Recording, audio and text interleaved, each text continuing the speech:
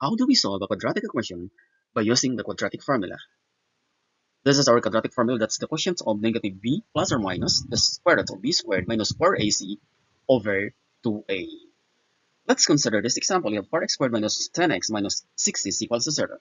First, we must identify first for the constant of this given quadratic equation. So we have our a, this is the quadratic term, the constant of our b, which is the linear term, and constant of c, which is your constant. So let's find out. Our constant now is 4, negative 10, and 6.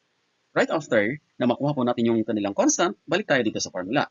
We have now to substitute. Ibig sabihin nun, lahat ng variables dito ay papalitan lang natin ng kung ano man meron tayong nakuhang value dito sa formula. Tara, let's proceed. Now to solve for that, we have here, we must substitute b. Since this is negative, ibig sabihin nun, constant na po yung negative po dyan, so ito po yung kanyang negative sign na yan. Ito po yun. Then, our b, nagkataon is negative 10, and therefore, lalagyan din po natin yung negative 10. Then we have to write plus or minus. Then we have also to substitute for the value of your b as well, doon sa radical expressions na nasa loob. So that's negative 10x, or 10 squared, minus, this is constant, ito po yun. 4 is constant. And your a is 4, positive 4. Kaya po yung a natin is positive 4.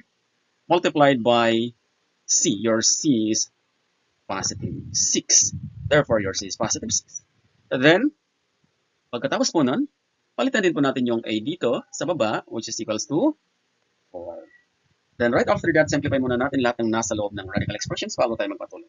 So, unahin muna natin to. Itong dalawa, we have here, we have to multiply the sign, that's negative times negative, that's equals to positive, and therefore positive na po ito. Nawala na po yung dalawang negative sign. Then, kukupahin lang natin ito.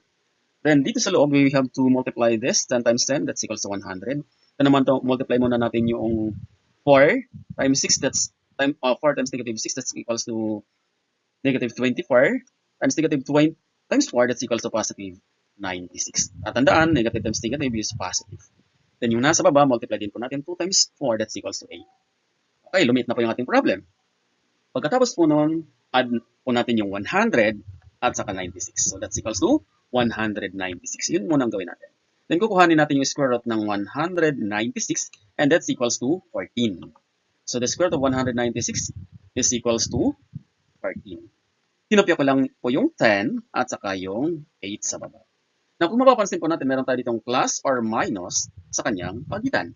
Ibig sabihin nun, dalawa ang ating maging possible answer. So, to find for the two answers, tingnan muna natin. Unahin muna natin yung sign ng positive. O yan. So, we have to add 10 plus 4.